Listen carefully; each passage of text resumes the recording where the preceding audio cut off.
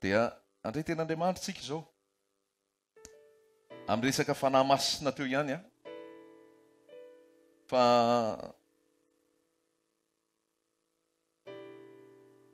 raha tsy manana ny fanahy tompontsika dia tsy azy.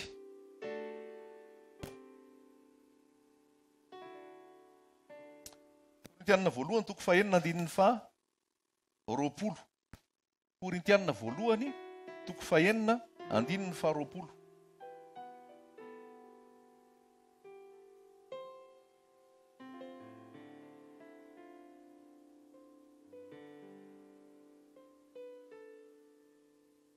Andininy fa 7 sy ny faharoapolo.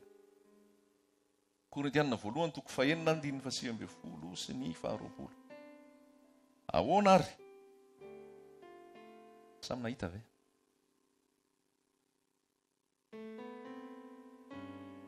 Korintianina voalohany toko fahenina andininy fa 7. Ahoana ary?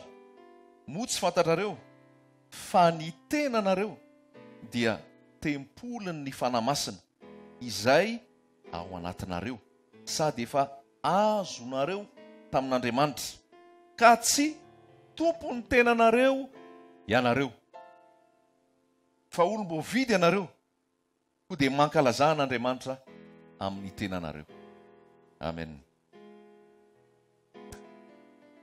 Fampatsiahivana na koa fampahafantarana ho an'ny tsirairay avy arakaraka ny efa fizaranao tamin'ny tompo sy fahalalanao ny tenan'Andriamanitra sy ny fiainanao ny tenan'Andriamanitra. Fa ny fahamarinana mipetraka dia izao, ianao no tranon'Andriamanitra. Ianao no tempolin'ny fanahy masina. Izy io ianao io. Izy io ianao io. Ny olona rehetra ve dia tempolin'ny fanahy masina? Zay manaiky. Ary ahoana ny anekena?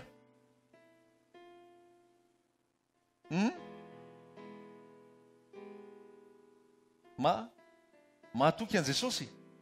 Okay. Efa nibebaka marina. Mandray an' Jesosy.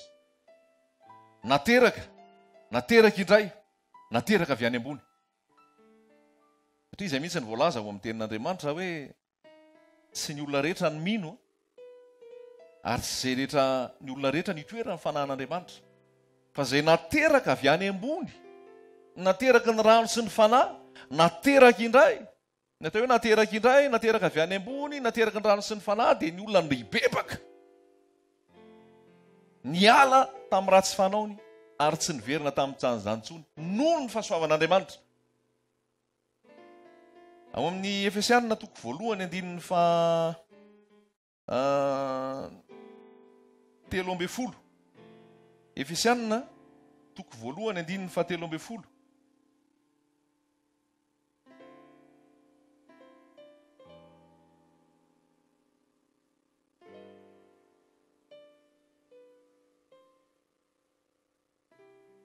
Hiakatra any an-danitra ve ianao sa tsy hiakatra? Isan'ny olo-monjena ve ianao sa tsy? Izay ianao hoe tsy haiko, tokony fantatrao zany. Ary na ianao miteny hoe tena azo antoka fa hiakatra na tsy tafiakatra. Fa mila manana antoky ny famonjena ianao, assurance du salut. Famonjena dia ilay fampiakarana ny fofombadin'i Kristy rehefa ho avy izy dia mirao ny lanitra. Efesianina toko voalohany andininy fa 13. Ao aminy koa ianareo rehefa renareo ny tenin'ny fahamarinana dia ny filazantsara famonjena anareo.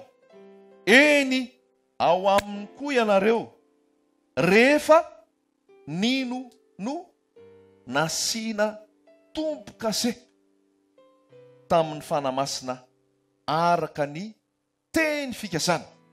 Izany fanahy izany no satatry ny lovantsika ho amin'ny fanavotana ny olona izay nalaino an'ny tenany ho fiderana ny voninahiny. Misy teny be da be sarobidy ao anatin'izany tenin'Andriamanitra izany. Araka nalazaiko teo hoe ny fanavotana ao amin'i Jesosy. Ary io fanavotana io dia miainga amin'ny fahaterahana indray, fahaterahana avy any ambony, miainga amin'ny fibebahana. Ho voasoratra ao amin'ny Jaona hoe izay mandray ny teniko ka mino izay naniraka no manana fiainana mandrakizay ka tsy hoelohana fa tafafiditra niala tamin'ny fahafatesana ho amin'ny fiainana izy. Dia hoy ny voasoratra hoe ao aminy koa ianareo rehefa renareo ny tenin'ny fahamarinana. Mila mandre aloha, mila mandre aloha. Renao ve ny tenin'ny fahamarinana? Dia tsy vitany mandre fotsiny, fa be da be ny mandre fa tsy mibebaka, be da be ny mandre fa tsy miova fo, be da be ny mandre fa tsy nanaiky ny famonjena. Fa rehefa nandre ny tenin'ny fahamarinana, ny filazantsara ny famonjena, dia ao aminy koa ianareo no nino miditra amin'ilay finoana amin'izay. Aleloia. Finoana tsy mety tsara velatsia. Zay dia voasoratra be da be mihitsy any amin'ny Timoty. Filazantsara epistily sorata Paoly ho an'ny Timoty. Finoana tsy mety tsara velatsia. Ao aminareo rehefa renareo ny tenin'ny famonjena, tenin'ny fahamarinana, ao aminareo rehefa nino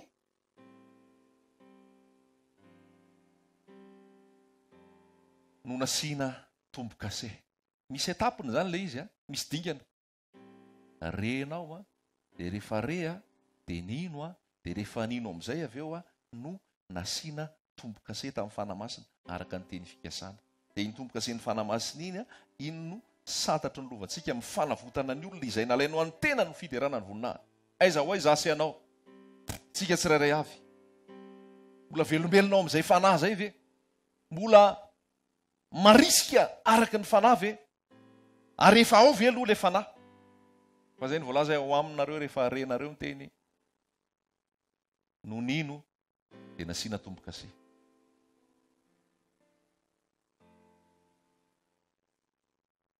Hoy Jesosy hoe nareo manana maso nefa tsy mahita, nareo manana tsofina nefa tsy mandre, mahita zavatra maro nareo nefa tsy mitandrina, mandre zavatra maro nareo nefa tsy mandray fepetra.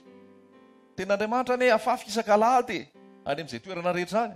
Ten'Andriamanitra ne afafy amin'ny alalan'ny radio, amin'ny alalan'ny boky, amin'ny alalan'ny zavatra maro isan-karazany. Fa firy no tena milaza an'ilay famonjena, firy no milaza ny teny tsisy kilema, firy ihany koa no voakasika ilay teny ka nino. Le mino zany amin'izao fotoana izao tena misy dikany lalina hoe ny dikany hoe mino dia ny bebaka, ny aiky ny fahotany nanolo tena ho an'i Jesosy ary tonga olom-baovao. Raha misy olona ao amin'ny aiza? Ao amin'ny iza? Aleloia. Aiza ihany no mahatonga olom-baovao? Ao amin'ny Kristy. Raha misy olona ao amin'ny Kristy dia olom-baovao izy. Lasa ny zavatra taloha indreo efa tonga vaovao reo. Dia ahoana amin'izay ny dianao rehefa miaraka amin'i Jesosy? Milamina be ve miaraka amin'i Jesosy? Misy mandaha be mihitsy. Milamina be ve miaraka amin'i Jesosy? Tokony. Fa ahoana ny tsy milamina mba lazao kely hoe fa maninona tsy milamina? Tsy manaiky mandahan-tena. Beady. Maro ny fisedrana. Maro ny fizaham-toetra. Ety amin'izao tontolo izao no ahitanareo fahoriana nefa matoky izao efa naharesy izao tontolo izao.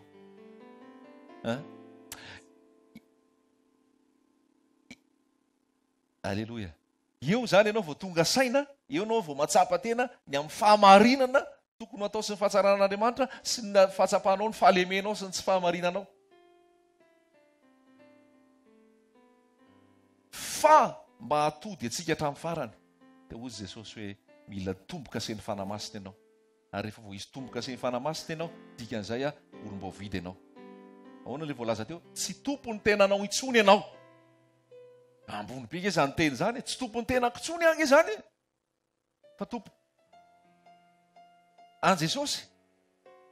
Zany hoe isan'andro ao aminao dia misy ady, misy conflit. Satria misy le anankiray hoe tenanao, fa tsy anao, fa ny tompo. Iza aloha tsy matsapa an'izay. Iza matsapa hoe misy conflit be foana fiainana isan'andro. Misy ady ao, misy safidy ao, mila tao, misy zavatra maro mifanohatra ao, indraindray vitanao tsara, indraindray tsy vitanao tsara. Olona normal daholo nareo zany eto. Normal daholo nareo eto. Satria misy ady foana eo. Nofo manohatra ny fanahy, fanahy manohatra ny nofo, ary mifanohatra izy roa. Mba tsy hanaovanareo zay tianareo tsony, fanaovana zay tian'ny fanahy. Matra ampiveriny Jesosy any amin'ny lanitra dia misy an'izay conflit izay foana ao. misy an'izay ady zay foanao. Ary raha mbola amin'ny romanina toko fafito ianao, dia hoy izy ilay voasoratra hoe tsy ny tsara izay tiako no ataoko, tsy ny tsara izay sitrako no ataoko, fa ny ratsy izay tsy sitrako no ataoko. Dia be da be no mbola ohatran'izany. Ny olona rehetra nge manana fikasana tsara daholo, fa le anatanteraka ny tsy ao. Zay. Fa efa fantatra hoe tia ny tsara, tia ny mety. Efa fantatra hoe tia ny ratsy, tia ny tsy mety. Fa hoana? Misy misitona foana ho any amin'ilay ratsy. Misy misitona foana ho any amin'ilay tsy mety. Dia ny afarany dia ozy misy ilay amin'ny romanina, indrisy olo mahatra. Iza no nafaka amin'ity tena fahafatesany ity. Halleloja. Mahatonga la miteny hoe halleloja dia zao, tsy nijanona teo amin'ny romanina toko fafito ny romanina. Fa tonga ny romanina toko favalo hoe amin'izany tsy misy fanameloana ntsony amin'izay Kristy Jesosy. Izay mandeha araka ny fanahy. Satria ny lalàn'ny fanahinaina no nanafaka tamin'ny lalàn'ny fahafatesana sy ny lalàn'ny ota. Fahamarinana tena tia napetraka amintsika zany dia zao. No tsara misy verset be da be mandeha fa mifandray daholo zany verset zany. Mombamomba ny fanamasina. Tsy hiteny intsontsika hoe ratsy ty, ratsy ty, tsy mety ty, tsy mety ty. Efa hay zany. Fa ahoana no andreseko ary tsy anaovako ny intsony. Ianao malala le tsy mety ao. Ianao malala le ratsy ao. Ianao le malala zay tokony atao. Fa zao ny fanalahidiny. Voalohany aloha mandre le teny fahamarinana ianao. Avy ny andro izy izay andrenesan'ny anepasana ny teny ka ifo izy ireo hitsangana. Ny ty tenin'Andriamanitra ty dia manaitra ny matory, mamono maty, mampahiratra ny jambo, mampandre ny malady, manasitrana ny boka ary manome fiainana ho an'ny olona rehetra. Rehefa mandre ny teny ianao ary tena teny filazantsara marina, io filazantsara marina io dia mifatoka amin'ny Jesosy. Rehefa hitanao zany fahalebiazany sy ny voninahary Jesosy zany, tsy te hitraka intsony ianao. Tsy te hitraka ianao. Fa maninona tsy te hitraka? Maninona nareo? Meloka. Matsapa ny faratsiana manao ny voninahitr'Andriamanitra. Vao mahita ny fahalebiazan'Andriamanitra, ny fahamasinan'Andriamanitra, ny fahatsaran'Andriamanitra sy ny herin'Andriamanitra ianao. Tsy sahinao hoe, tsapanao ianao hoe tena ratsy mihitsy zany mihoatra an'i Jesosy. Tena meloka, tena tsy mendrika, tena tsisy andraisana anahy. Eo amin'iny fahatsapahanao an'izay hoe tsy nitsinona, miala amiko fa mpanao ratsy, miala amiko fa olo meloka, eo anao mahatsapa an'ilay fibebahana marina. Le tena anatona an'i Jesosy zany fa raha izaho, raha zay fahamarinako, raha zay fahatsarako, raha zay mety hoe asa vanim-potoana nataoko, tahaka fitafiana mihosin-draha ny fahamarinako eo anatrehan'Andriamanitra. Ary tsy voavotry ny fahamarinako koa amin'ny maha-olombelona, tsy voavotry ny asa soa koa, tsy voavotry izay zavatra rehetra nataoko koa. Fa nataoko reny noho ny eritreretako. Fa be da be eny manao asa soa, manao zavatra tsara sy ny sisa maro isan-karazany. Fa misy fireharihana ao anaty, misy fihebebona ao anaty. Fa rehefa niona amin'i Jesosy ianao, dia tahaka ny tenin'i Mosesy, aza izahay nomena voninahitra fa ny anaranao irery ihany, ianao irery ihany. Eo zany le départ voalohany tena tia napetraka amintsika hoe mandre ny teny raha lasaina avy, mandre ny teny tsika tsirairay avy mino ve tsika? Mino egalina mibebaka, tsy miverina amin'ny fahotana intsony. Ary rehefa mino dia nasiana tompo kase. Dikany tompo kase dia manana tompo ianao fa tsy anao intsony. Ohatrany hoe tany hoe titre borné. Tany rehefa titre borné zany efa manana tompo.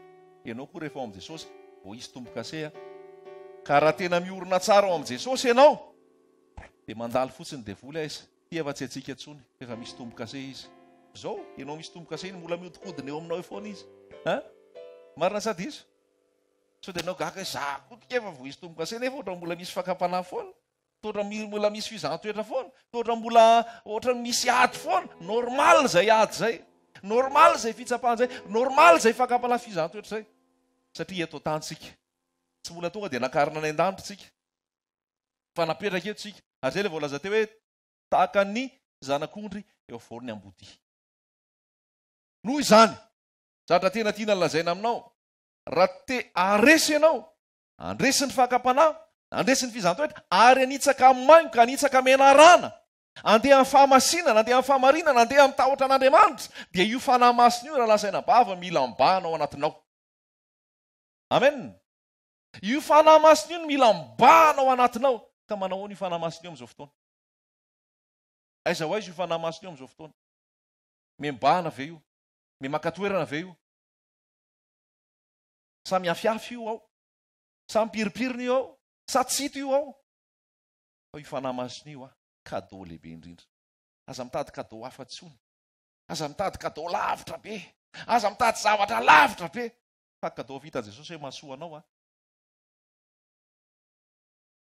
Tsy volana narotsaka avy any an-danitra. Na asa, na tany, na fiara, na ina. Tsy narotsaka zay. Fa narotsaka dia fanahy masina. Satria ino ny ilainao? Ino ny ilainao atafiditra ny fanjakany lanitra? Voalohany indrindra ny fanahy masina mampiaiky anao ny fahotana. Mampiaiky anao ny fahotana. Rehefa mitoerana anankiray ka tena hoe ao ny fanahy masina. Rehefa mipitory anankiray ka tena hoe ao ny fanahy masina. Mifantoka amin'ny Jesosy io filazantsara io. Fa tsy mifantoka amin'olombelona, tsy mifantoka amina asa, fa mifantoka amin'ny Jesosy io. Ary rehefa mifantoka amin'ny Jesosy io dia mampiaiky ny olona ny fahotana io. Ary rehefa mampiaiky ny olona ny fahotana io be da be ny olona mibebaka. Be da be ny olona mibebaka. Ny ataon'ny fanahy masina voalohany indrindra mampiaiky ny olona ny fahotana, satria mampafantatra ny olona ny faharatsiany, mampiseho an'ny olona an Jesosy sy ny fahatsarany. Ny ataon'ny fanahy masina ihany koa dia mampafantatra an Jesosy. Jaona toko faha-enina ambin'ny folo, Jaona toko efatra ambin'ny folo. Jaona dia milaza izay mihitsy. Rehefa ho avy ny fanahy tsy hilaza momba azy izy, fa anambara momba. Anambarana izy momba ny Jesosy. Aleloia! Anambara ny momba ny Jesosy. Za raha lasaina bavy ny filazantsara zaraina aminao, tsy misy afa-tsy Jesosy sy ny mombamomba azy. Fa angamba efa mona aminaina ary tsisy herin'ny fanahy le Jesosy fa lasa tonoina eo am-bava fotsiny. Dia lasa ianao misy fotoana mahita rehefa misy fitoriana filazantsara dia hoe ahoana ny fitoriana filazantsara, fivorim-be anankiray, ahoana ny atao mampiroborobo ny volanao. Filazantsara ve zany? Nefa zany ny eny amin'ny afisy. Ahoana ny atao mba hampiroborobo ny volanao? Ahoana ny atao mba hapiety ny businessinao? Fa ny mivavahana filazantsara goavana ary amin'ny toerana zao, ary amin'ny toerana zao. Tsisy Jesosy zany Tsisy Jesosy zany. Fa ny filazantsara marina, Jesosy mitarika anao amin'ny fibebahana. Tsy ilaina ny vola, tsy ilaina ny ampiroborobo ny asa mandrarahanao. Napetraka ianao hiasa. Tadiva rehefa napetraka Damaseva atao amin'ny Saedena, tsy napetraka hipetrapetra-potsiny, fa napetraka izy hiasa ary hikarakara ny zaridaina. Tsy miteny mihitsy hoe tsy ilaina ny asa ary tsy ilaina mampiroborobo ny asa, fa ilaina dia ilaina tokoa zany. Fa zao le voalaza hoe katsao aloha ny fanjakan'Andriamanitra sy ny fahamarinany dia hoana. Dia miroborobo azy io. Zay le izy. Fa mifamadika le izy dia tsy mety tsony. Tena tiana lazaina aminao zany adi-panahy dia tiana resahantsika ity. Resaka materiel, resaka fiainana zao lazaiko anao reglen Jesosy zany. Fa ny fahamasinanao, ny fahadiovam-ponao, ny fahamarinanao, ny fandresenao, ny fahazaran-dratsy, ny filano nofo, ny asan'ny maizina rehetra, tsy vita ny hery mitazaka ao sy ny fahalalanao sy ny sainao, fa noho ny fanamasina ao anatinao irery any. Aleloia. Ny fanamasina. Dia izy hoe io nanasiavana tombo-kase anao. Verika izy tsy manana tombo-kase. Firy amintsika, firy amin'ity toerana ity ny vao hisy tombo-kase ny fanamasina. Fa naninona ny vao hisy tombo-kase ny fanamasina? Satria ny haino dia mibebaka marina. Dia mandeha amin'izay le fiainana kristianina rehefa avy eo, le Korintianina voalohany teo. Ahoana ary? Tsy fantarareo nga fa tempolon'ny fanamasina ianareo, izay azonareo tamin'Andriamanitra, ka tsy tompony tenanareo tsony ianareo. Olom-boavidy ianareo, mankalazan'Andriamanitra amin'ny tenanareo. Te-antany ianao, ahoana ny fomba fiainako eto tany? Ahoana ny fomba iainako zany? Dia zao fotsiny lazainao hoe za fa olom-boavidy, za dia tsy tompony tenako tsony, fa tempolon'ny fanamasina. Important be raha lasaina bava fahalalanao io tempolon'ny fanamasina io. Satria izao madiso hevitra anareo tsy fahafantaranareo ny tenin'Andriamanitra. Ary tsika indray rehefa voapetraka ao anatintsika ny fomba-mpivavahana, sy ny resaka ety ivelany dia zao no ataontsika lasa ny trano indray a lasa ny trano fivavahana ny trano indray a lasa sarobidy kokoa noho itsika inona mahatonga ana amin'ny teny an'izay rehefa hiditra ao amin'ny trano fivavahana ianao a dia vonoa ny sigara ary ohatra aminao zany mandeha trano fivavahana anankiray de ataontsika hoe fiangonana de hoe vonoa ny sigara ao zany io ao vonoana sigara rehefa ivelany eo anao a tsy maninana tsy vonoanao ara ny sigara nefa ny tranon'Andriamanitra tena tranon'Andriamanitra de enao ao aminao zany tokony ho faty ny sigara fa tsy eo amin'le trano de ohatra hoe ao amin'le trano anankiray indray trano fivavahana ka misy hirahira ahoana moa lazay tsika hiran'izao tontolo zao na hoe hira tsy masina mandeha de sika aza lefato zany fa tranon'Andriamanitra angeny ato tsy azo andefasana zany ato tsy azo andefasana zany ato fa tranon'Andriamanitra tsara be zany fanajana zany tsara be zany fanajana sy fatahorana zany hoe trano natokana ivoriany ty trano iderana an'Andriamanitra ty trano natokana ho masina ao an'Andriamanitra ty fa aza lefalefato zany hiry zany de hitaro kely sy tombo kely anao amboniny zay hoe enao nge le tena trano nefa ny ianao ny hira mandeha daholo tonga de ao atsofonao ao sy ao aminao ao nefa ianao ary le tena trano fa tsy io trano io trano io tsy hiakatra rehefa ho avy Jesosy any amin'ny lanitra masina ve ianao an Jesosy mendrika ve ianao an Jesosy rehefa mendrika ianao an Jesosy ao anatinao ny fahalamasina arinao ny fanaon'izao tontolo zao arinao ny hiran'izao tontolo zao arinao ny dian'izao tontolo zao satria ianao le trano satria ianao le trano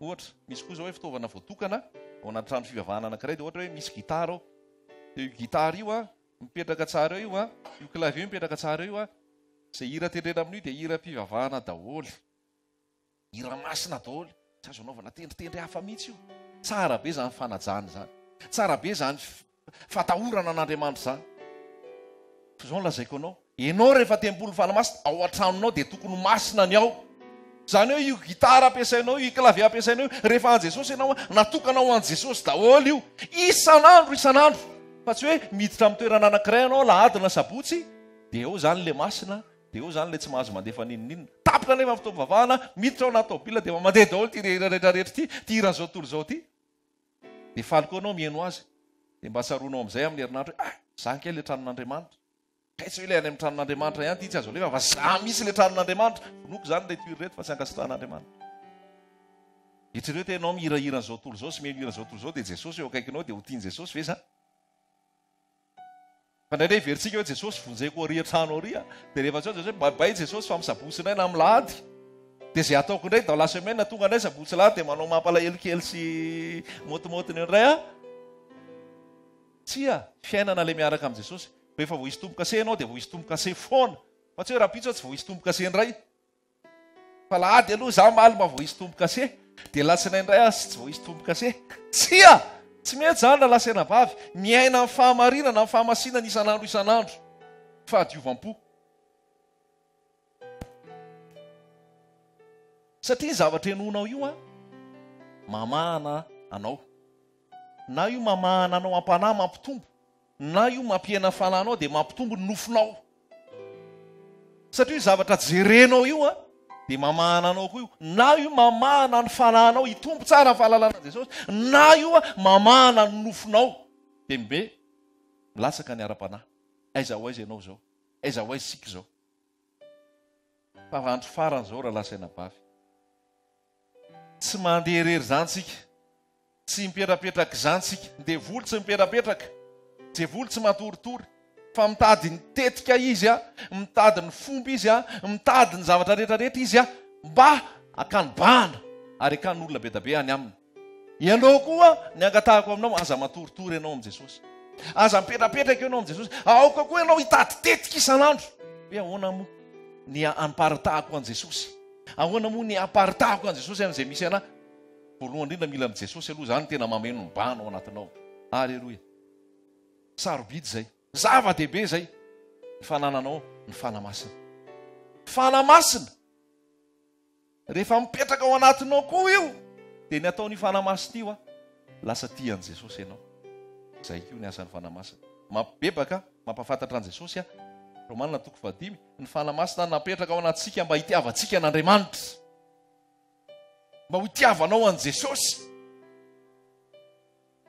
Dia arakaraka ny anatonanao an' Jesosy, sa hitanao ny fahalebiazan' Jesosy, ny voninahitry Jesosy, mialanao zao tontolo zao, mihetsinao zao tontolo zao, mihitanao ny faharatsiana rehetra, mihitanao ny faharatsiana rehetra. Raha misy tsy manana fanahy Kristy izy dia tsy azy izy. Androany Jesosy tena miinsista be amin'izay hoe fanahy masina izay. Toetra ao anatinao ve ny fanahy? Mibahana ao anatinao ve ny fanahy? Fa rehefa ao anatinao io fanahy masina io tsy avelavelan'io anaonao foana intsony ianao. Tsy avelan'io anaonao foana intsony ianao. Vao mieriteri-dratsy ary ianao, tonga dia efa mikitika ny fanahy hoe ino ty zavatra eritreretinao ty? Ino zany zavatra saintsaininao zany? Ny amin'Andriamanitra anie tsy ny fihetsinao ny tena tonga dia kotiny, fa ny an'Andriamanitra na antsika samy mipetraka eo ary ny eritreritrao dia efa hijerevany ianao. Azay mahatonga ten'Andriamanitra any amin'ny ohabolana hoe ny zavatra alan'Andriamanitra, anisan'ny ao anatin'ilay anankifito ny alan'Andriamanitra dia ny fo mamory-tsain-dratsy. Ny fo mamory-tsain-dratsy. Tsika rehetrarehetra any am-pandehanana any, eny am-pitoerana misy antsika eny rehetrarehetra eny, ianao mety tsy manao ninina fa mipetraka eo fotsiny. Fa ao anatinao efa fahotana be mihoapapana. Satria ny ao an-tsainao efa manao filma maro isan-karazany. Marina sa diso. Ny ao an-tsainao efa mieritreritra zavatra be da be. Dia hoy ny ten'Andriamanitra hoe fahavetavetana, halan'Andriamanitra ny fo mamory-tsain-dratsy. Voasaina fotsiny zany. Ary manamafy an'izay ilay toriteny Jesosy teo an-tendrombohitra hoe raha misy lehilahy mijery vehivavy ka ny ila azy dia efa nijangajanga taminy tao am-pony izy. Tsy mbola misy acte zany, tsy mbola nisy zavatra natao, fa le tao an-tsaina fotsiny. Loza sa tsy loza? Mazana be zany Jesosy zany, fa vao nieritreritra fotsiny no miborika dia efa attention. Fahamasinana ao an-tsaina, fahamasinana amin'ny toe-po, fahamasinana amin'ny zavatra rehetra atao. Ny atonga anao masina, fananana ny fanamasina. Ary tokony mibahana ao anatinao ny fanamasina. Dia hoy ny voasoratra ao amin'ny Efesianina 4:4. Aza mampalahelo ny fanahy masina izay naninona? Izay nanasiavana tombo-kasehanareo amin'ny andro fanavotana. Efesianina 4:7. Efesianina 4:7.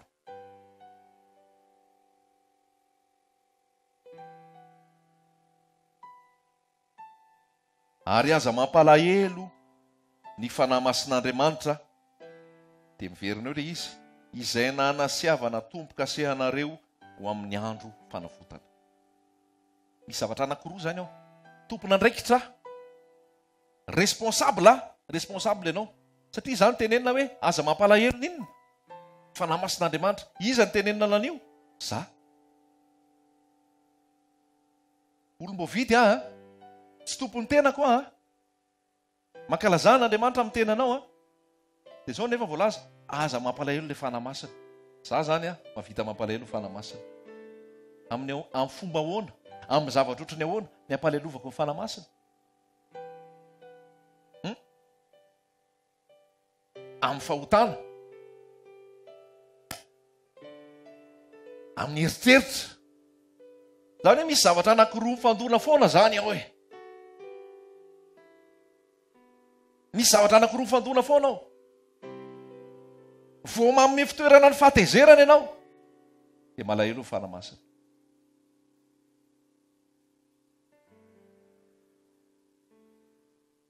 Vao tsy mahatoky ianao amin'ny famakiana ten'Andriamanitra sy amin'ny vavaka dia malahelo ny fanahy masina.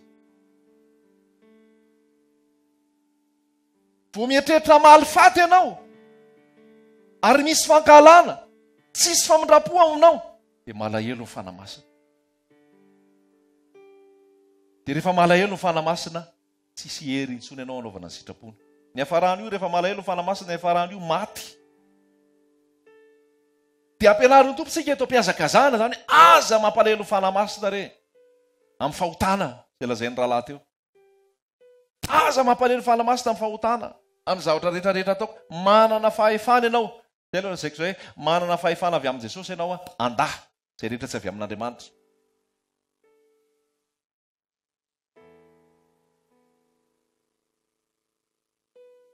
Manana fahefana ianao amono ny radio rehefa tsy ankasitrahan'Andriamanitra any eo. Manana fahefana ianao anapika any tele rehefa tsy ankasitrahan'Andriamanitra any eo. Manana fahefana zany ianao avy amin'ny fanamasina andresena ty nofo ty. Azo hery ianareo amin'ny ilatsahan'ny fanamasina aminareo zay. Azo inona ozy izy? Azo hery amin'ny ilatsahan'ny fanamasina aminareo. Aroko izy mahatsy ny Timoty, tsy nomen'Andriamanitra fanahy osa isika fa fanahy maninona? Fanahy mahery sy fitiavana. Zany hoe fanahy io hery. Zao raha vao tsy voakolokolo io dia faible. Azonao ve zany? Tsy haiko zay hoe firy alahy zay tsika niona farany. Fa raha vao ianao tsy miorona tsara ao amin'i Jesosy fa miandry ny alahady fotsiny dia faible ianao. Izy hoe zara mba misy an'ilay alahady kely mba misy kely an'iny. Tena tsara be aloha zara misy an'ny alahady. Ary tsapako misy hoe me mahazo hery, me mahazo fahefana, me mitombo le ao anaty rehefa misy fiombonam-bavaka fiarahana. Fa ankoatr'izay ianao samy rery amin'ny fikolokoloanao vakio ny tenin'Andriamanitra isan'andro e. Mamaky baiboly isan'andro, mivavady mamaky baiboly, mivavady mamaky baiboly, miderana ny tompo, feno fiderana ny fiainanao. Mba hisy fanatrehan'ny tompo isan'andro. Le fiderana ataontsika rehetrarehetra eto reny rehefa le maraindreny ke afaka ataonao rery eo an-trano e. Misy fanatrehan'ny tompo ao aminao. Tsy aiza re, tsy androko re zay alahady zany anaovako hira fiderana. Tonga dia ataovy eo dia mety. Libra be tsika ao amin'ny fanahy. Zavatra anankiray omeny fanahy masina koa dia zay liberté. Tahaka ny rivotra ny fanahy. Mitondra anao amin'ny fahafahana, mitondra anao amin'ny sitrapon-Andriamanitra. Rehefa te hidery ianao ao an-trano midera, eny ambony fiara midera, mankalaza, miankohofy eo anatrehan'ny tompo. Alleloia. Fantaniana kely apetrako amintsika. Alazao kely anao hoe ny toetra an'Andriamanitra mba tianao sy fantatrao. Hoe Andriamanitra dia ohatra hoe Andriamanitra dia mazava. Andriamanitra dia fitiavana. Mandeha ve ty? Mandeha. Lazao fotsiny ary. Ohatranao ny Andriamanitra io. Malemy fanahy sy tsy miavonam-po. Mahari-po. Sady be famindram-po. Mahatoky. Fidèle. Masina. Masina, malemy fanahy sady tsy miavonam-po, mahari-po, mahatoky, fidèle, masina. Mamindra fo. Mahagaga. Souverain. Tsito. Mahery. Créateur. Mpanasitrana. Amen. Marina. Éternel. Mandrakizay. Saro-piaro. Any amin'ny famifiriny voaka le tiako avoaka. Saro-piaro io Andriamanitra io. Sao dia tsy fantatrao zany. Saro-piaro io. Saro-piaro ny amin'inona? Saro-piaro ny amin'ny fanahana napetrana anatinao. Amin'ny teny frantsay izy dia hoe jaloux. Un Dieu jaloux. Dia io jaloux io tsy ohatran'ilay jaloux antsika hoe nahazo kiraro ianao dia jaloux na ino ianao fa nahazo trano na nazatra tsara dia jaloux tsy any amin'izay jaloux zay le izy. Mialona indray moa zany zay. Fa le izy dia hoe Andriamanitra saro-piaro. Fantatrao ve zay hoe saro-piaro zay Andriamanitra? Ianao tsy fantatro na saro-piaro na tsy saro-piaro. Alleloia. Tiana ianao azy rery. Zany hoe sarotiny aminao Andriamanitra. Raha vao misy zavatra mibahana ao aminao ka adinodino Jesosy, malahelo ane izy. Malahelo ane izy, saro-piaro izy. Raha vao misy zavatra mibahana ao aminao ka makatoerana alohan'i Jesosy. Mety mazamaza ny ty teniko ty. Fa teneniko any, na ny vadinao ary dia malahelo Jesosy. Azonao ve zany? tsy hoe tsy tiavana mivady iko be mivadiko fa Jesosy première place dia daviny aminao, première place ny dia daviny aminao, première place isan'andro tadidinao ve Andriamanitra nalahelo rehefa le tany amin'ny Saedena tonga izy arivariva dia mba hiantso any Adama, aiza i Adama tsy ty Adama kay Adama ty efa nanota fa io zany efa pratika an'Andriamanitra isan'andro mba miona kely mba mitafatafa amin'ny Adama sy Eva nonjay nanoty Adama sy Eva tsy hitantsona le nalahelo Andriamanitra ary zatra anankiray koa dia zao feno ny fahotana teto tany dia nisaforona ny tany dia rehefa nisaforona ny tany dia nisy fahariana vaovao fa io fahariana vaovao io dia ozindray Andriamanitra hoe naratra ozy ny baiboly amin'ny Genesis hoe naratra ny fon'Andriamanitra satria ny ao an-tsain'ny olona isan'andro san'andro dia tsy misy afa-tsy zavatra ratsy ny eritreretiny, tsy misy afa-tsy zavatra ratsy ny eritreretiny dia naratra ny fon'Andriamanitra. Hainao ve zany? Azonao an-tsaina ve zany hoe naratra ny fon'Andriamanitra? Noho ninona namparatra ny fon'Andriamanitra? Noho ny faharatsian'olombelona za anatin'izay. Zao ny anaran'Andriamanitra, Andriamanitra lehibe matahotra, Andriamanitra lehibe matahotra tsisy tsy hainy atao, Andriamanitra lehibe matahotra tsisy tsy hainy atao. Nefa za mahavita mandratra ny fony. Hafakely zany hafakely zany. Andriamanitra mahery, Andriamanitra lehibe, Andriamanitra matahotra fa vitako mandratra ny fony io. Iza mahery zany ianao sa izy? Impiry amin'ny mandratra ny fon'Andriamanitra amin'ny fiteniko, amin'ny fihetsiko. Raha vao mankahala ny rahalahinao ngenao zay dia efa mankahala an'Andriamanitra. Raha vao miteny ratsy ny rahalahinao anao zay dia efa miteny ratsy an'Andriamanitra. Raha vao mamikavika anao zay dia efa mamikavika an'Andriamanitra. Ka ataonao ahoana ary ny ity an'Andriamanitra raha zay hitanao eo ary tsy tianao? Zany hoe tiana metrana antsika koa dia enao io koa zany enao io koa zany dangereux enao satria enao mahavita mandratra ny fon'Andriamanitra. Mahavita mandratra ny fon'Andriamanitra enao. Kanefa Andriamanitra dia zay hoe Andriamanitra sarom-piaro. Vakio kely tia Deutéronomie. Mahafinaritra le hoe Andriamanitra fitiavana, mahery, manasitrana, magaga. Fa raha izy koa hoe Andriamanitra dia sarom-piaro. Sarotiny io. Deutéronomie toko faefatra, andininy faefatra amin'ny roapolo. Deutéronomie toko faefatra, andininy faefatra amin'ny roapolo.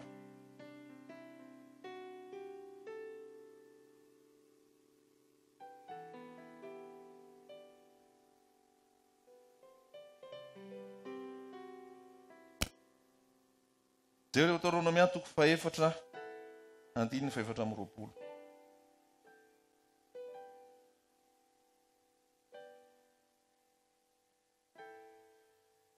Mba misy ray mamaky hoe azafady.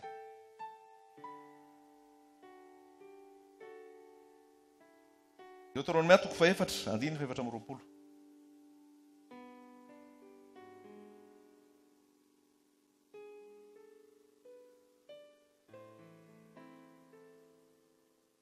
Nahita?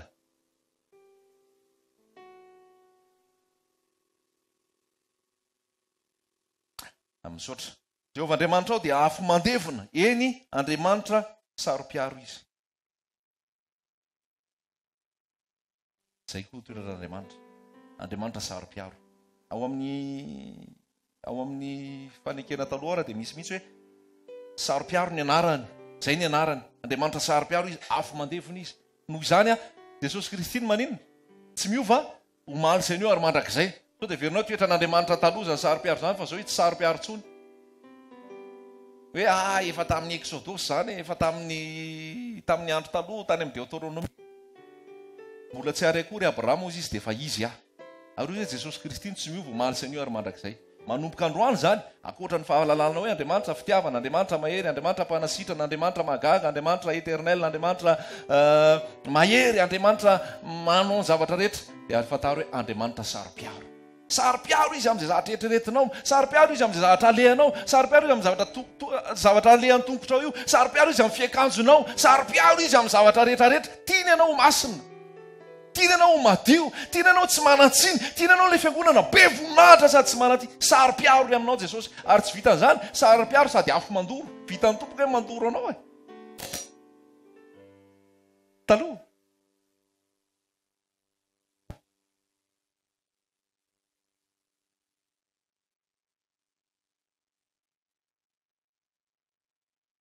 Halleloja. Andriamanitra ozy sary-piaro mamalo ny eloky ny ray amin'ny zanaka. Zafiafy sy ny zafindoalika. Raha vao tsy mibebaka, rehefa misy mibebaka raisiny foana.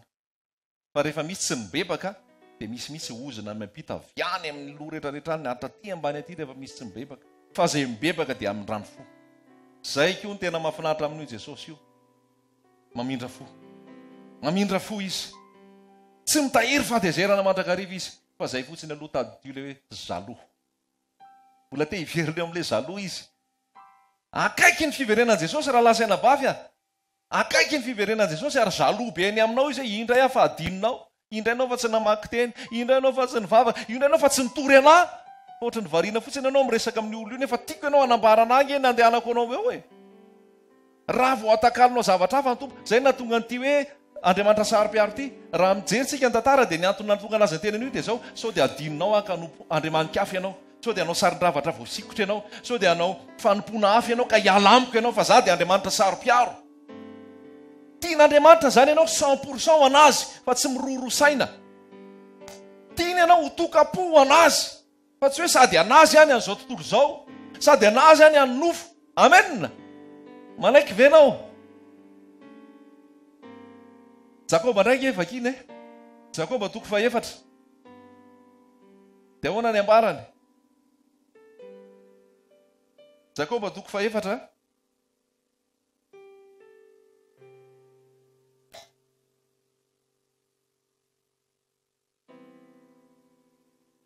Andininy fa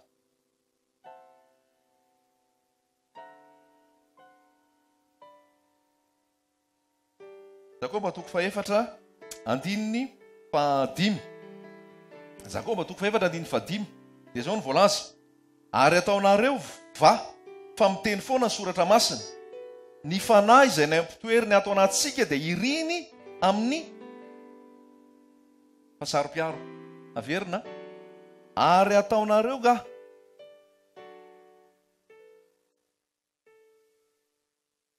fa miteny foana soratra masina. Ny fanahy izay nampitoeriny ato amintsika dia iriny amin'ny fasary-piaro. Sary-piaro izy amin'io kadao nomenanao io. Ny fanahy masina. Sary-piaro izy amin'ny alehanao. Sary-piaro izy amin'ny saintsainao. Sao dia misy atakalinao an' Jesosy eo. Sao dia misy atakalinao an' Jesosy eo.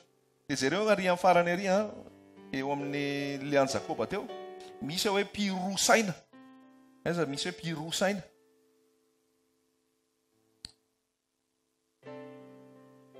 Andininy fa 5 aloha averiko hoe ny fanahy izay nampitoeriny ao anatsika dia maniry amin'ny fasary-piaro. Ny fanahy izay nampitoeriny ao anatsika dia maniry amin'ny fialonana. Andininy fa 7. Tsotra. Manatona an'Andriamanitra dia anatona anareo izy.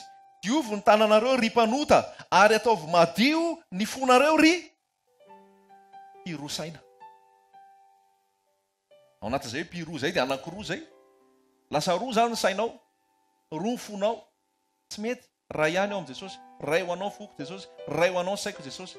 Dia inona ny action ataon'ny tenan'Andriamanitra atao? Hoy izy hoe diovy ny tenanareo ry mpanota. Ataovy madio ny fonareo ry mpirosaina. Iza zany no manao azy? Ianao. Ahoana ny nadiovanao an'io? Bebaka ianao amin'i Jesosy. Manaiky ny rahan'i Jesosy ianao anadio anao. Fa zao ario koa izay zavatra tsy ilain'ny tompo rehetra. Avoitsy koa izay zavatra tsy ilain'ny tompo rehetra. Elao koa izay zavatra tsy ilain'ny tompo rehetra. Ary ny herin'ny fanamasina ny akinanao anataterahanao an'izany. Halleloja. Farany. Sary-piaro Jesosy. Satria rehefa mamaky koa anao mijaorina 2 dia nandrava, nandroaka ny mpanao business tao amin'ny tempoly izy. Zay. Nandroaka ny mpanao business tao amin'ny tempoly izy. Satria be da be ny business manana tao. Nanao inona? Ao a tempoly no anakalozana mbola. trinankorony euro, trinankorony dolara. Ao tempolo zay.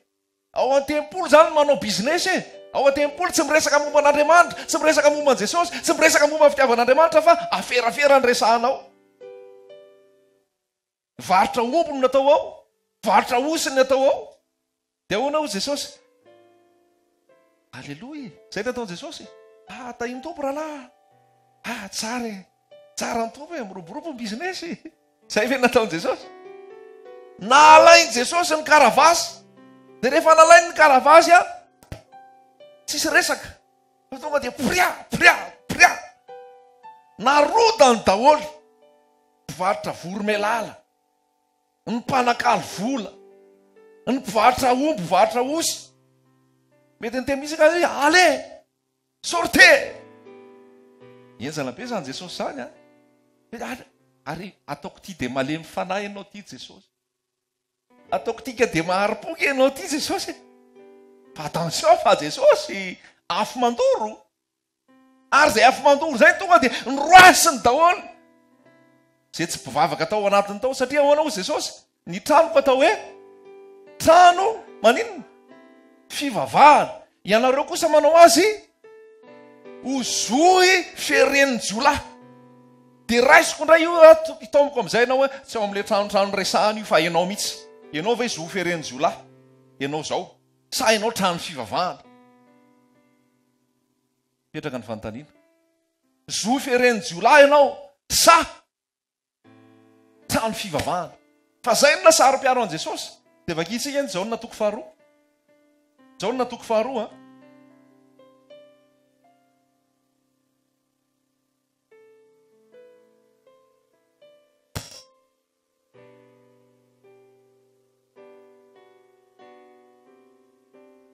Andiny fahafiry. Fahinina ambin'ny folo. Atomboka ny andiny fahatelo ambin'ny folo. Ary rehefa akaiky ny Pasiky ny Jiosy, ka dia niakatra tany Jerosalema Jesosy. Ary hitany teo ankianjan'ny tempoly ny nivarotra omby sy ondry sy voromailala ary ny mpanakalo vola. Aiza misy an'ireo? Eo ankianjan'ny tempoly. Dia nanao kotopiko-fe izy ka nandroaka azy rehetra hiala teo ankianjan'ny tempoly, na ny ondry na ny omby, ary nararany ny vola amin'ny mpanakalo vola. Azonao an-tsaina ve zany hoe nalainy Jesosy zany le vola dia nararany tamin'ny tany hoe ino ty ataonareo ty?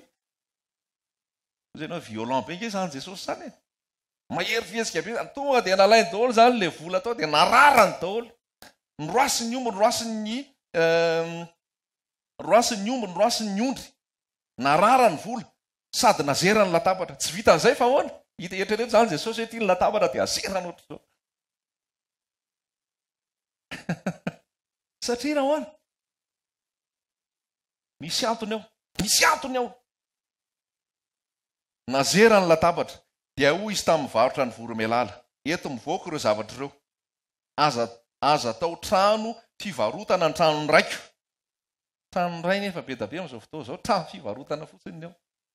Lavante fiatam-bokatra zao sisy zao. Eto mivoaka ireo. Fa trano fivavahana ny ato. Halleloia. Teny aminao ve Jesosy? Aza atao trano fivarotana ny tranony raiko. Ary ny mpianatra anatsiaro fa voasoratra hoe inona tonga azy nanao an'io zany? Ny firetako ny amin'ny tranonao no aritra ainahy.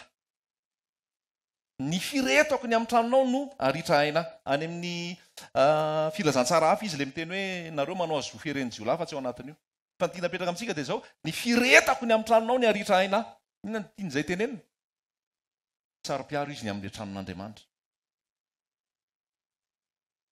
2019, 17 mars. Sarom-piaroko izy amin'ny tranon'Andriamanitra dia tsy izy zay fa ianao. Sarom-piaro izy amin'ny tranon'Andriamanitra. Eto mivoaka atao amin'ny tranon'Andriamanitra atao daholo izay zavatra tsy ankasinan'Andriamanitra rehetra mbola ao aminao. Avoay daholo izay eritreri-drasy rehetra. Ny fomba moritsainy rasy rehetra, ny fomba rasy rehetra, ny fihetsika rasy rehetra, ny fiteny rasy rehetra, ny fanompoana tsy izy rehetra.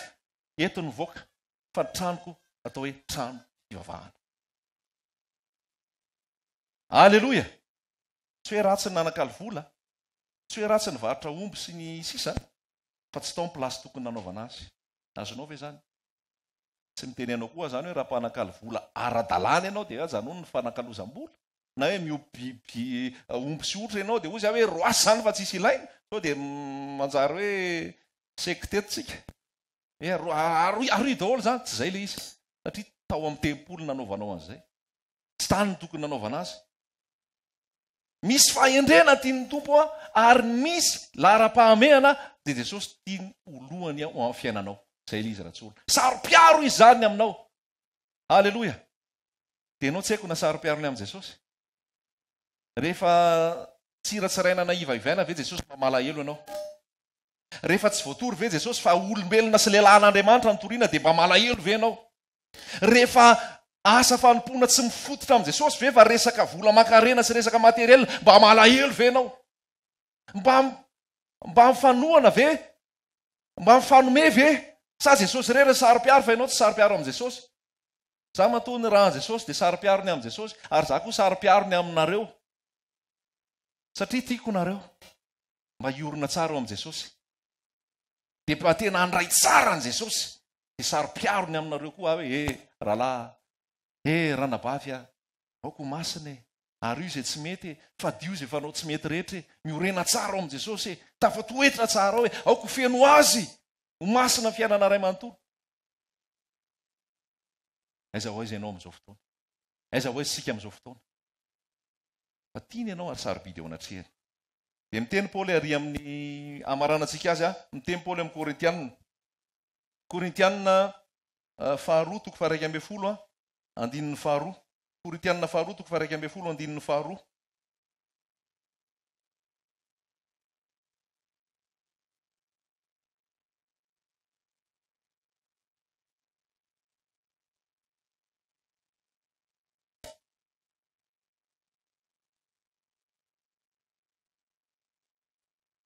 Korintianina faharoa toko faha 1 andininy faharoa. Fa fahasaro-piaro araka an'Andriamanitra no mahasaro-piaro aminareo. Averiko fa fahasaro-piaro araka an'Andriamanitra no mahasaro-piaro aminareo. Fa nataoko ho fofomady ny lehilahy iray ianareo mba hatolotro tahaka ny virjina madio ho an'i Kristy. Fa matahotra fandrao sainareo ho simba hiala amin'ny fahitsim-po sy ny fahadiovana amin'ny Kristy tahaka namitamin'ny menarana ny Eva tamin'ny fiendreny. Izay ny anton'izay rehetra izay hoe aza mety ho fitahany devoly ianao, aza mety ho fitahany devoly ianao, fa fahasaro-piaro araka ny Kristy no mahasaro-piaro aminao, satria matoa ny raha ny tory, natoa ny raha ny ambara dia tsy ho tazomiko ahy ianao fa prezanteko amin'i Jesosy ianao hoe reo Jesosy, anao reo fa tsy anahy, reo Jesosy, anao reo fa tsy anahy. Masina ho an'i Jesosy, ho an'i Jesosy, ho an'i Jesosy. Zay dia mpanompo tsy mahasoa ihany. Zay tokony natao no natao. Ary iraka feo teny miteny amintsika hoe io Jesosy manatona an'i Jesosy, mandrosoa amin'i Jesosy mandrakariva. Aleloia.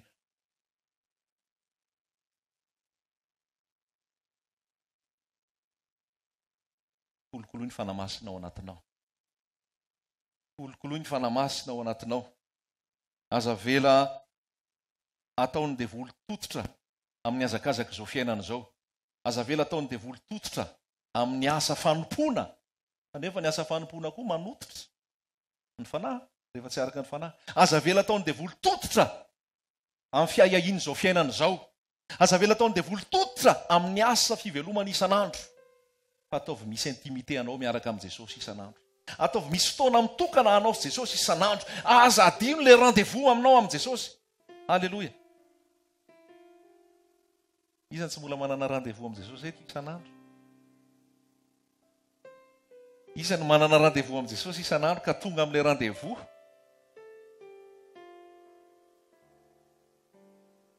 Tompo mahita ny eo am-po. Fa iray Davida ny resansika. Dia ozy Davida hoe amin'ny alina ozy izy dia mifo dia mideranao. Zany Davida. Amin'ny alina ozy izy dia mifo dia mideranao. Ozy taty zay indray andro izay nanao témoignage hoe misy fotoana ozy izy foaziny tompo amin'ny alina be. Tsy mila réveil akory fa tonga dia mifo azy. Ny réveil tonga dia mifanamasonao anatinao.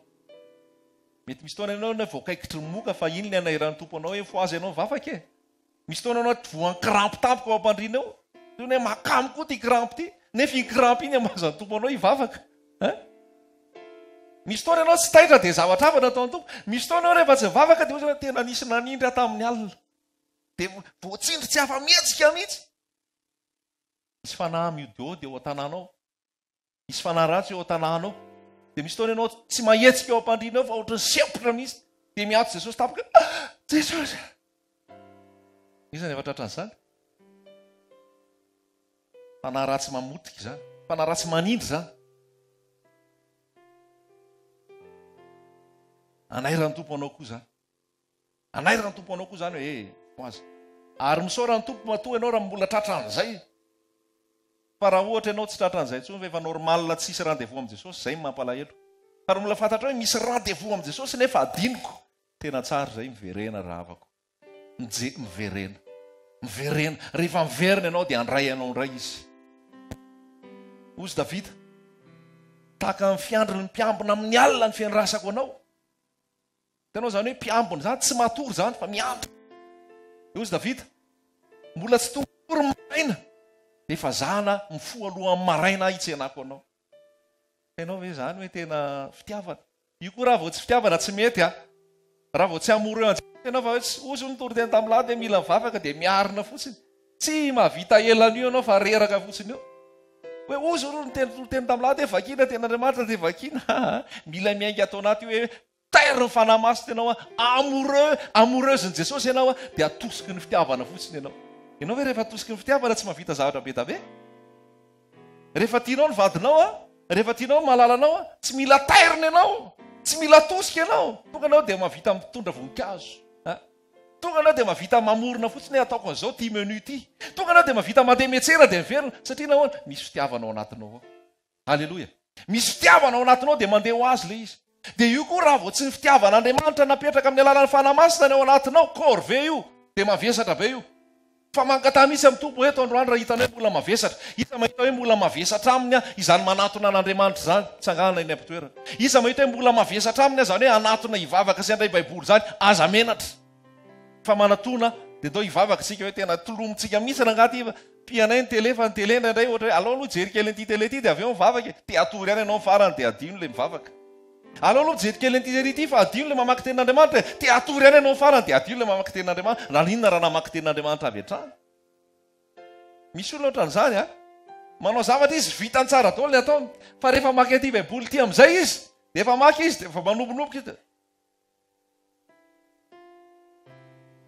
Dia raha isorina ity baiboly ity, fa zavatra hafa indray ny atao, dia taitra indray izy. Tompo amindra fo. Dia volo manelingely lazy zany. Miadiny atsara finoana rahalahy. Miadiny atsara finoana raha nabavy. Dénonceo le akamonda. Io koa nge indraindray tsy voatery hoe ny devoly e. Fa ty nofo be anao ty e. Devoly tsy manana fera amin'io akory. Devoly foana ny antsika tsy niavina hoe ianao mahatonga ty, ianao mahatonga ty, nefa nofinao mahatonga an'io. Nofinao mahatonga an'io. Dia reseho amin'ny alalan'ny fanahy nofo. Halleloja. Mazava ve zay? Mila chargé ianao. Mila chargé tenin'Andriamanitra ianao. Mila chargé vavaka ianao. Mila chargé ianao satria ianao voavoaka ianao eny an-dalana. Tonga ianao dia efa be da be ny ataky. Ka raha vao tsy chargé ianao tenin'Andriamanitra, tsy chargé ianao vavaka, tonga dia rambasany ianao satria ozy hoe mandeha takanina moa. Takaliona mihevana mitady izay arapany. Ka raha vao ianao le mandehandeha iny tsy chargé, dia ty azo arapaka. Kosa tsy hainaiky an'izany hoe azo arapaka ianao tsy dakoro amin'izany sary-piarony aminao tsy tiako ianao raha vao rapaka. Sara mba sary-piaro aminao, maika moa fa Jesosy. Tsy tiany koa ianao fa vao rapaka. Miambena mivavaha. Miambena mivavaha. Voleo atao boky ny fitiavana anao Jesosy. Voleo atao boky Jesosy ny fahasaro-piarony aminao. Voleo atao boky Jesosy ny faniriana fatratra anao sy ny zava-panahy. Voleo atao boky Jesosy ny alalanao bebe kokoa sy ny tomboko ao aminao. Halleloja. Fa tsy ho teny mandalo zany ary aza vela mandalo ny teny. Zao ny lazaiko anao. andao ifampitantantsika. Fampitantanao amin'i Jesosy tsika. Dia tena ifampatsiaro am-bavaka tsika. Dia ifanohana am-bavaka tsika.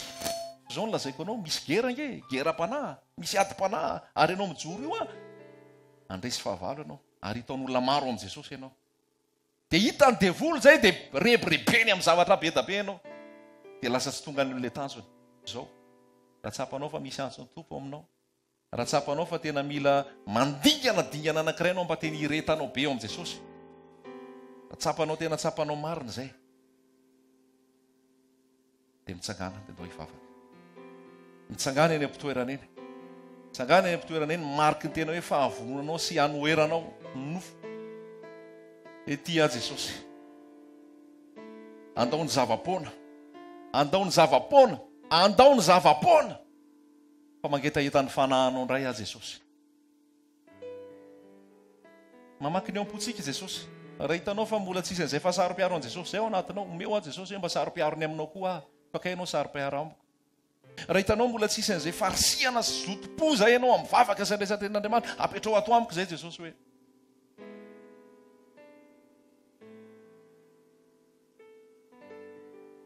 Ary mba hafanao aminao a Jesosy.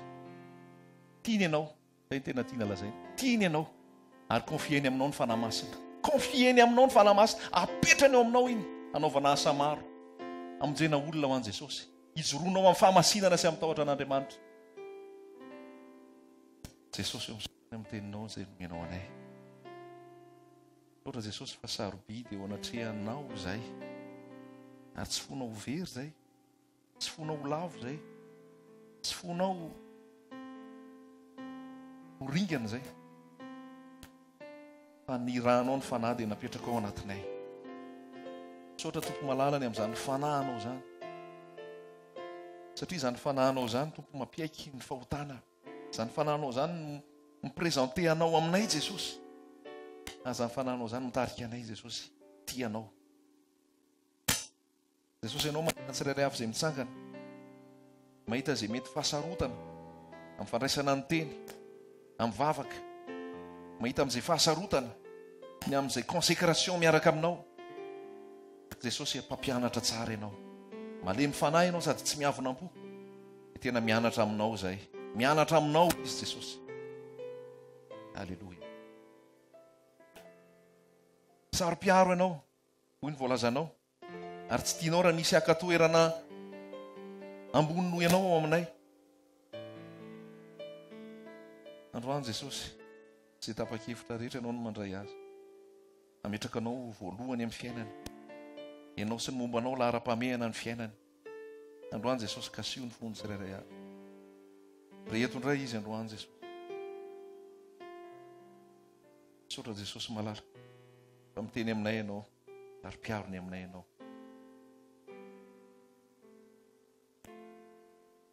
Sotra fa tsisy marombaka zay am-pelantananao Jesosy. Anao ny dera, anao ny haja, anao ny voninahitra mandraka.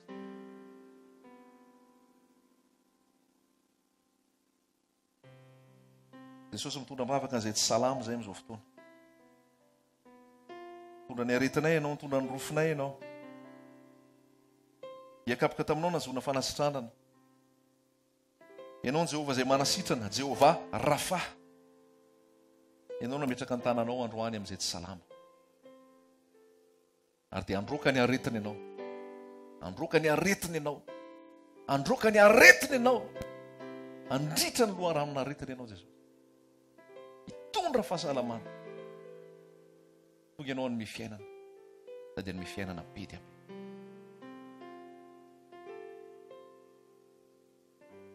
Petrako aminao ny herinandro ny tsirairay avy. Na ny miasa, na ny mianatra, na izay manana didy amanandraikitra samy hafa rehetra. Na ny ray aman-dreny, na ny tanora, na ny zatovo, na ny ankizy madinika. Ianao momba azy ireo, Jesosy araka ny teninao hoe momba anareo mandrakariva ambara-patonga ny fataperan'izao tontolo izao. Ianao hitahiry azy ireo. Hiaro azy amin'ny fakapanahy. Ampandresy azy ao anatin'ny fizahan-toetra sy ny fitsapana. Ampijoro azy amin'ny fahamarinana, amin'ny fahamasinana, amin'ny tahotra anao isan'andro. Jesosy malala. Petraka aminao ny tokantrano tsirairay avy ato, tokantrano anjakanao Jesosy. Ary tsy hanan-kery le ratsy. Fa ianao le andrina ny fiadanana ny toetra ao. ka ny fiadananao no anapaka isam-batan'olona ao amin'ny tsirairay. Petraka aminao izay manana ady fitsapahana sy vesatra, izay manana olana amin'ity herinandro ity sy zavatra mila atrehana. Ianao no anakinanay an'izany, ianao no herinay, ianao no tanjakay, ianao no vahaolanay Jesosy io. Dia omba azy ireo ianao, omba azy ireo ianao Jesosy. Tahiry azy ireo aminao. Jesosy, ianao no manavao ny tsirairay androany eo am-pitsanganana eo. Ianao no manositra ny tsirairay androany eo am-pitsanganana eo. Satria nomenao andraikitra izy, nomenao iraka izy, nomenao asa izy. Itory amin'ny talenta izay nomenao, amin'ny fanomezam-pahasoavana izay nomenao, amin'ny ministera izay apetraka ao. Ampioreno mafy tsara Jesosy. Ampireto amin'ny fanahinao Jesosy. Ary ianao no anamarina ny teny amin'ny famantarana rehetra izay momba Jesosy. Dia rainay ianao Jesosy. Mena ny voninahitra feno ianao Jesosy. Alleluia. Amen.